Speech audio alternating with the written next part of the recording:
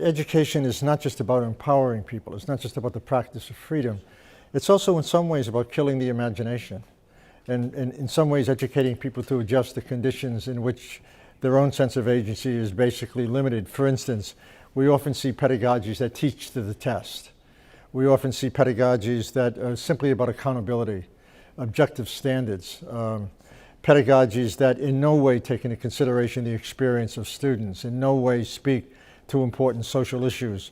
They're pedagogies that in many ways are designed to undercut the possibility for students to be critical thinkers, to be critically conscious, to be aware of their own cultural capital and its strengths and their place in the world. And I think that it's rightly so to call those pedagogies of repression. The debate about education today, and with its emphasis on methods, represents a new kind of pedagogical stupidity, because it completely ignores the most fundamental question of education, and that is, what is education for? And it ignores the most fundamental struggle inherent in education, which is a struggle over identities, a struggle over agency. Education, in the final analysis, is really about the production of agency.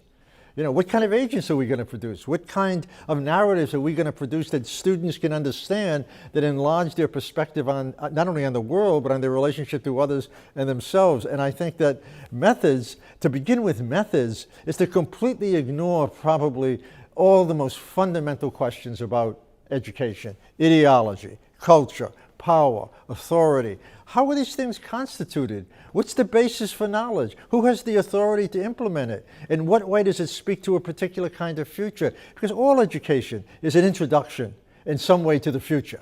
It's a struggle over what kind of future you want for young people. It's a struggle over the kinds of subjectivities that would make that future possible. It's a struggle over notions of narrative that students can relate to and in some way understand, so they can see education as being fundamental to who they are and how they relate to the world. Methods doesn't do that. Methods contain a kind of silence on the side of the worst forms of repression, it seems to me, because they deny the very notion that students are alive. Can be alive to both themselves, to particular forms of knowledge, particular forms of social experiences, and particular values. The notion of neutrality, and when it's raised in education, is the worst form of politics. In itself, it's a political issue.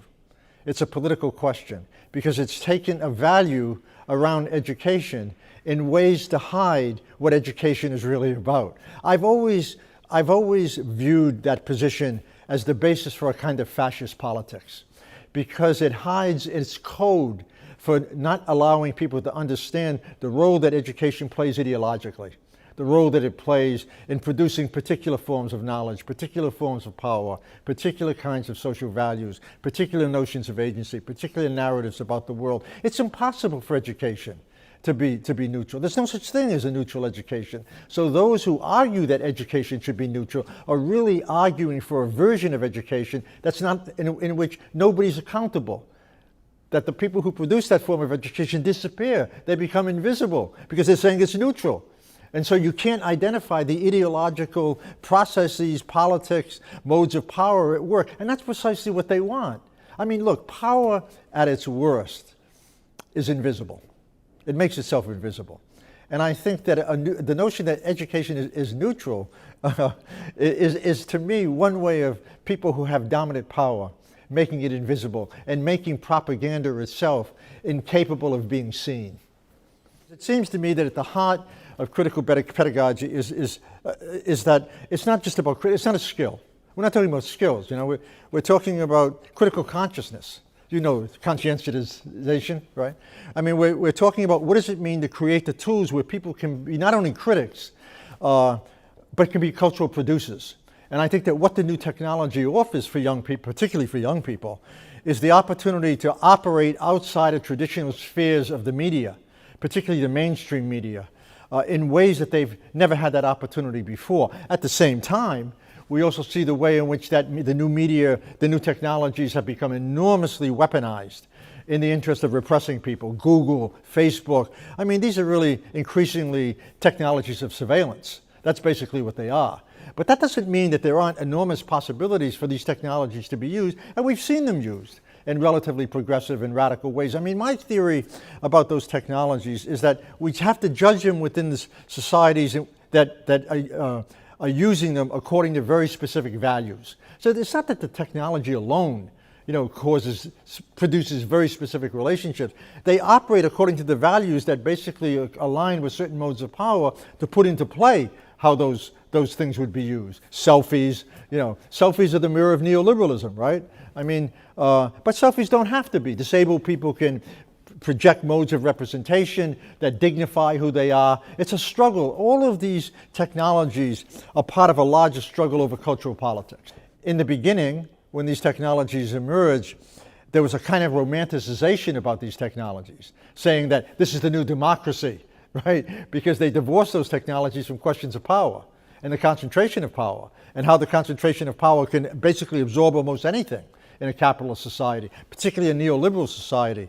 And I think that has to be challenged. I mean, I think that what we're seeing now, I think you have to be pretty stupid to believe that Google is, somehow on the side of democracy, right? You have to be pretty stupid to believe that Microsoft really cares about social justice. You have to be pretty stupid to believe that in some way Twitter, is a new form of literacy. Look, capitalism and democracy are not the same thing. Let's begin there. Let's say that you can't talk about democracy if you're talking about capitalism, because capitalism is the antithesis of democracy, because capitalism doesn't believe in shared justice and shared power and shared responsibilities. It believes in accumulated profits. That's very different, right?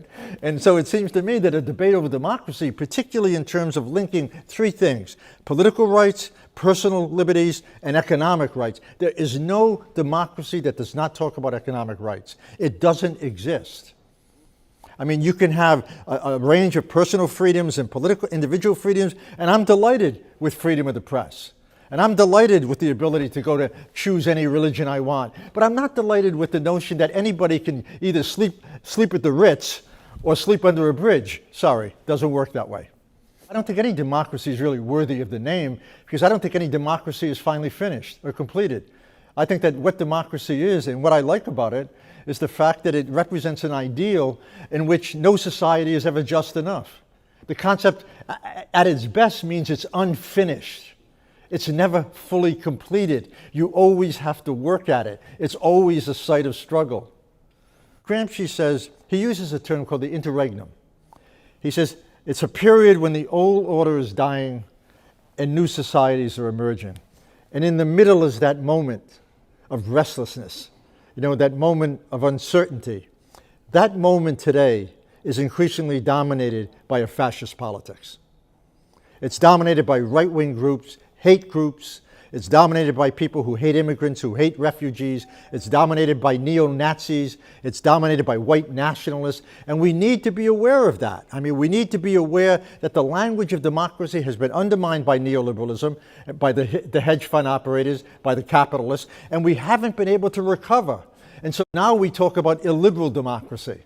We say in Hungary, in Poland, we say things like, we need democracy means that you have security, but you don't have freedom. You have to give up freedom for security. Can you imagine? That's the degree to which democracy has failed. Because you can't have a democracy without informed citizens. And that's why education has to be at the center of any discourse about democracy. And it isn't. And I think that's where the left has failed. The left has failed around education. They have failed because they believe that the most important structures of domination are entirely economic, and not only those elements that trade in beliefs and persuasion and pedagogy and changing consciousness and modes of identification. Uncertainties can be a time of great anxiety, and they can be a time of great possibility, a time to rethink the language of politics, to rethink the language of struggle, rethink the language of solidarity. Power is not always about domination. It's not exclusively about domination. It's also about resistance. And young people have a lot of power. They can shut societies down. They can shut them down. They can block streets. They can engage in direct action. They can educate their parents. They're a potent political force. And I think that what they need to do is to recognize themselves as a potent political force. And I think they need to act. Because I think that a discourse of anxiety should give way to a discourse of critique. And a discourse of critique should give way to a discourse of possibility. And a discourse of possibility means that you can imagine a future very different from the present.